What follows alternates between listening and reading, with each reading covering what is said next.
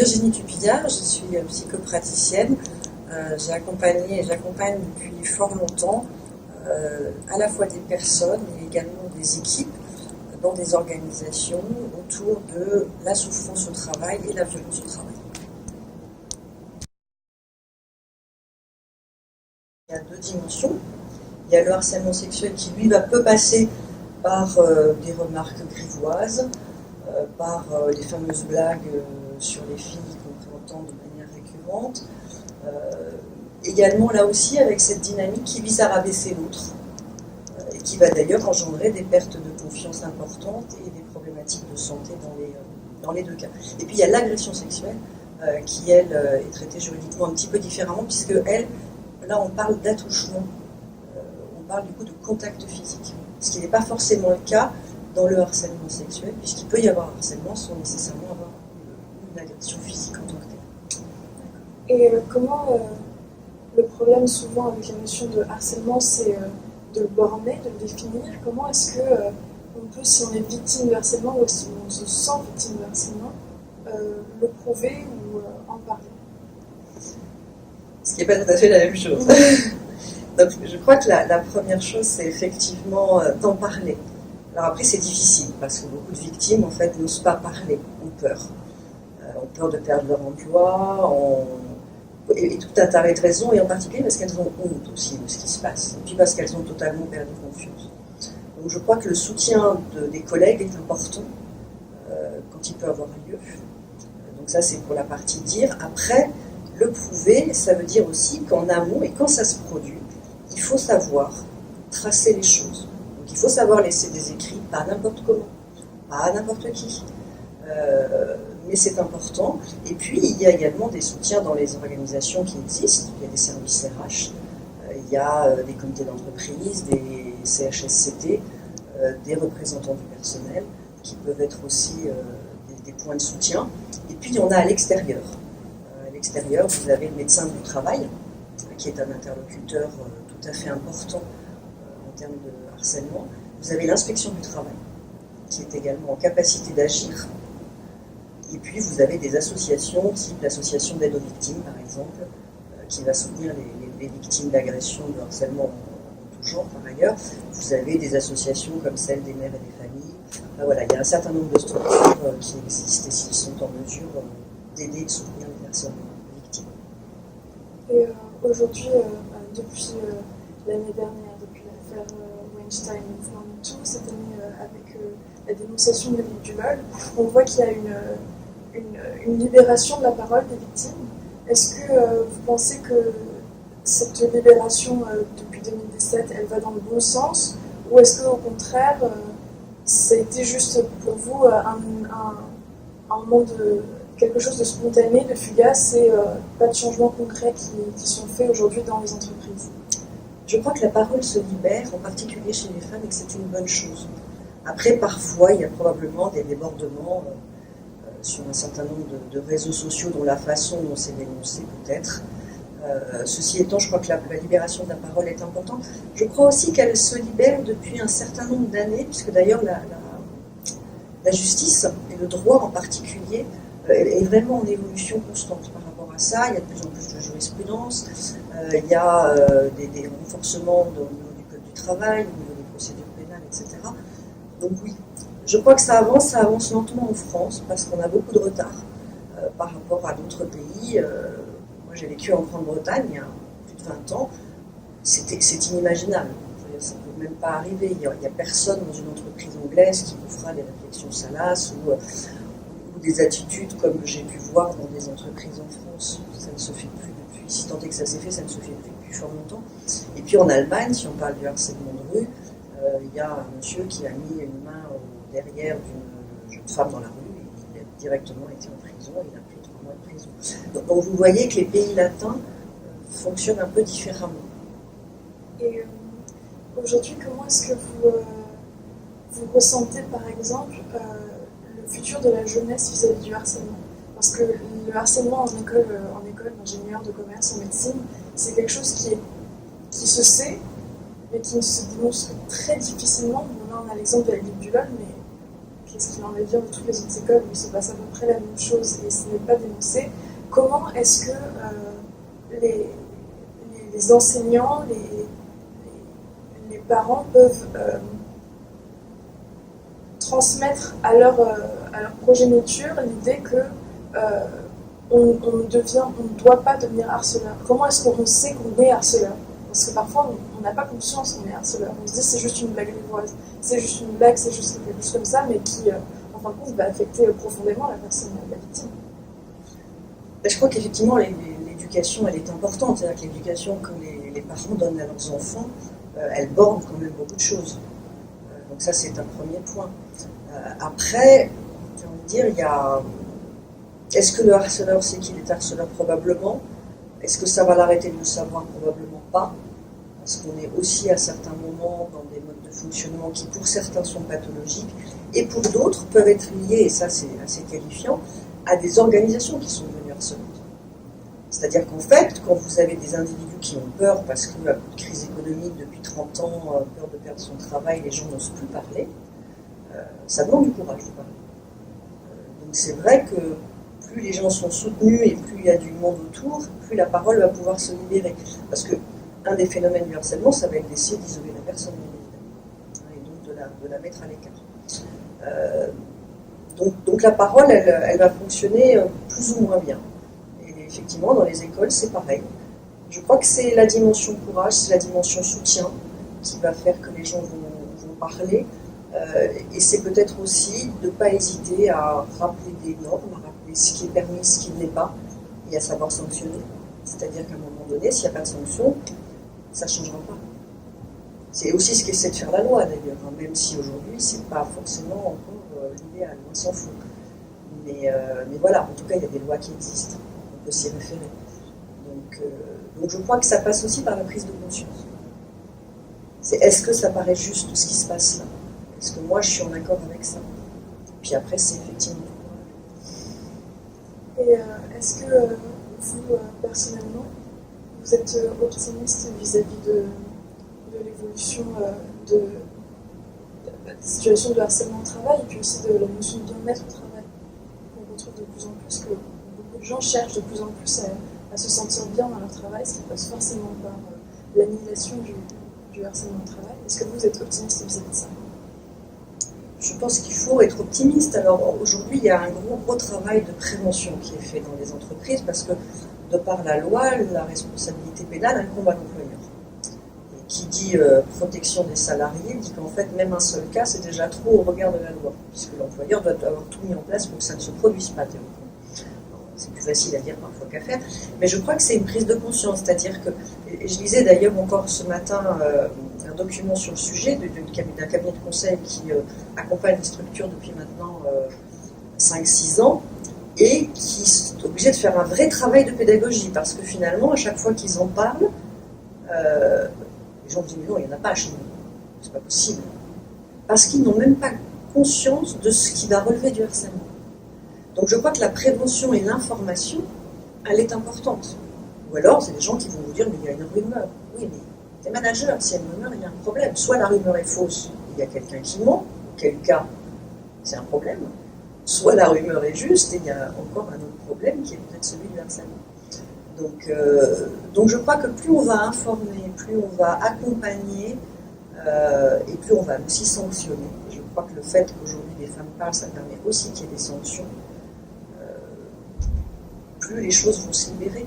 Après, il y a un phénomène qui est assez important, c'est qu'avec la réforme Macron au niveau juridique, un des seuls délits qui n'est pas encadré sur le plan financier, c'est le harcèlement. Vous savez qu'ils ont mis des plafonds au niveau des indemnités au prud'homme, et le harcèlement ne rentre pas dans les plafonds. Ce qui veut peut-être aussi dire, si on se place sur un plan plus philosophique, c'est peut-être aussi un message. Alors, on peut le prendre de plein de manières, mais je crois qu'il y a une attention qui est portée à ça qui est plus importante. Et est-ce que quand on est victime de harcèlement, on peut dire aujourd'hui que il n'y a aucun risque? C'est-à-dire que si je suis victime de harcèlement et que je vais dénoncer mon harceleur, est-ce que j'ai un risque moi professionnellement plus tard?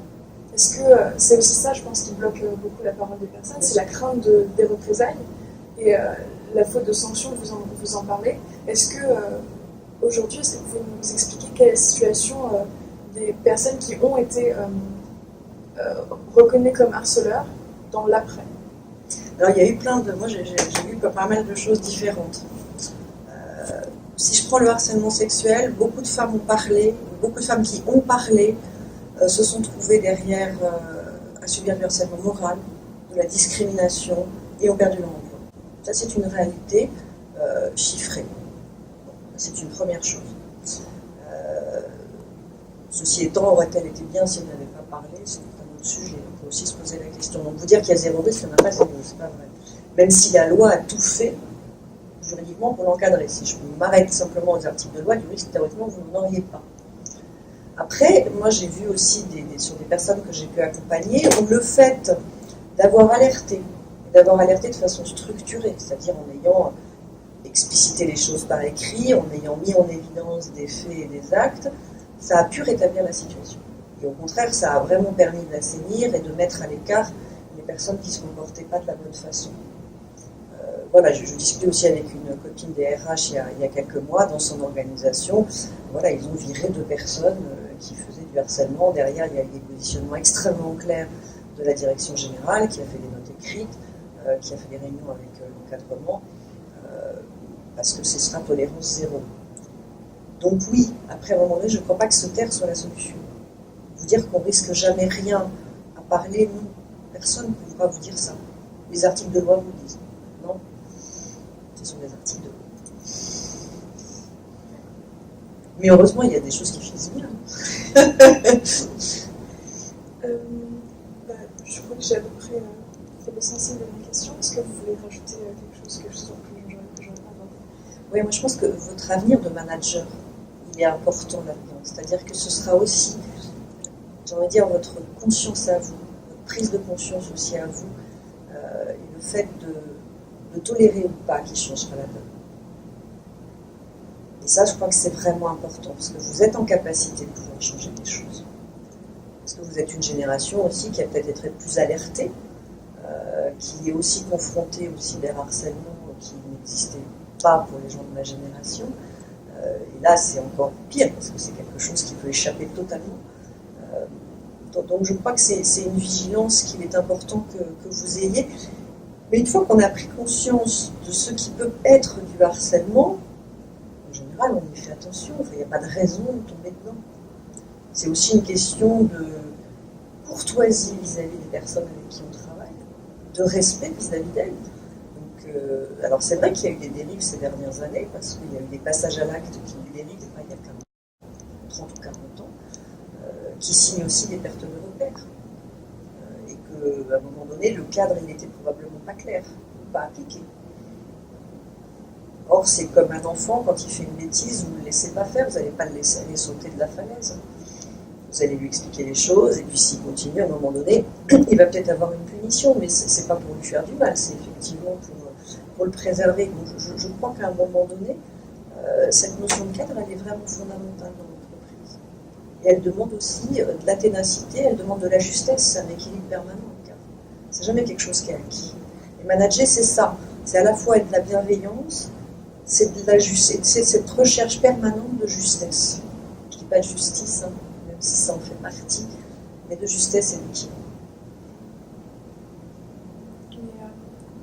Est-ce que vous n'avez pas le ressenti que dans certaines entités, il y a une telle pression sociale au harcèlement que c'en est devenu la norme?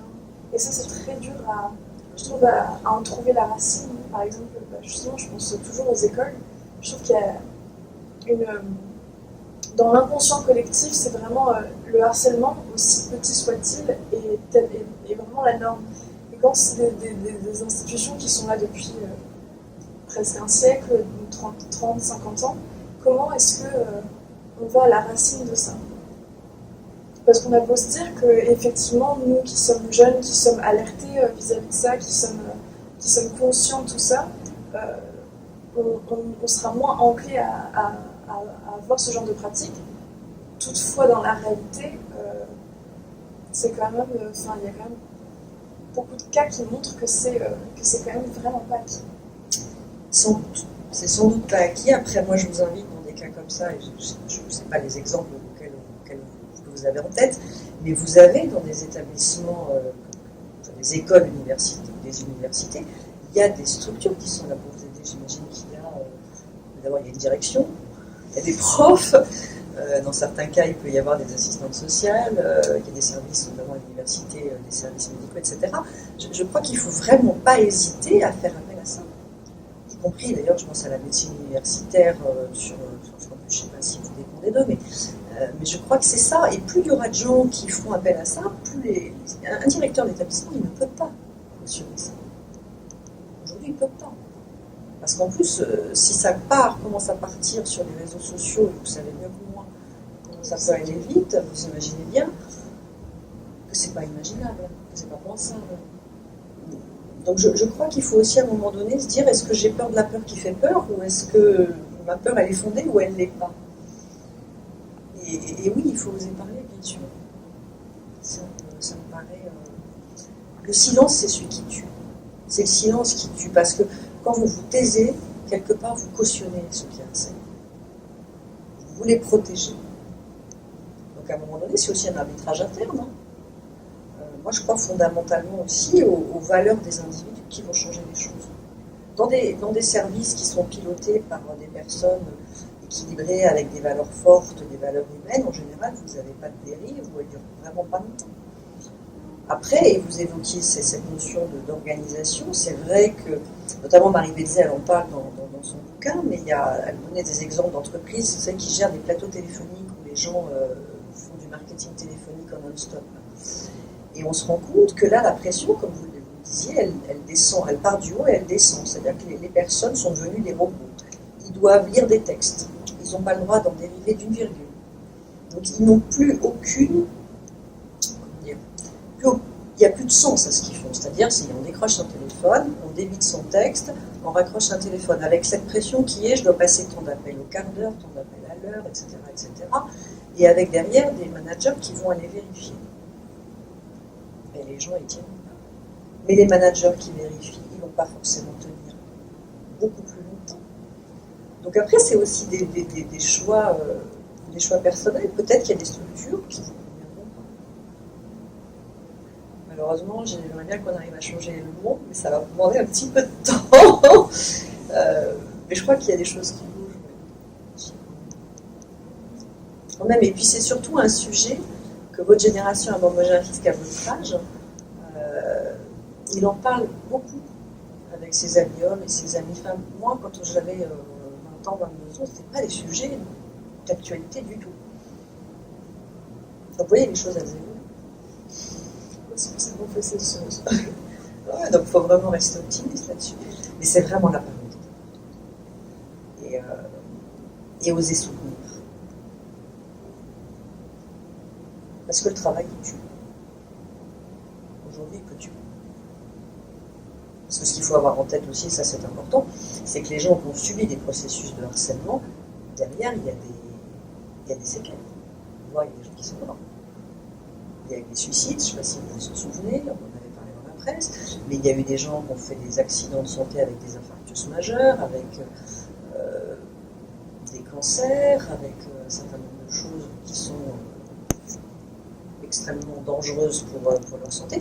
Et puis vous avez des séquelles traumatiques aussi pour un certain nombre de personnes dans d'autres cas. Donc toutes ces personnes qui sont passées par des processus de harcèlement, plus ou moins longs, sont derrière dans l'obligation de faire un réel chemin de reconstruction. Donc c'est pas anodin. Et en même temps, ça peut arriver à tout le monde parce que tout le monde potentiellement peut tomber sur un pervers un jour. Je le souhaite à personne. Mais néanmoins, voilà quoi, il faut savoir qu'il y en a. Et plus il y aura des gens qui les dénonceront, plus il y aura le groupe, plus ces gens-là seront mis en état de vie.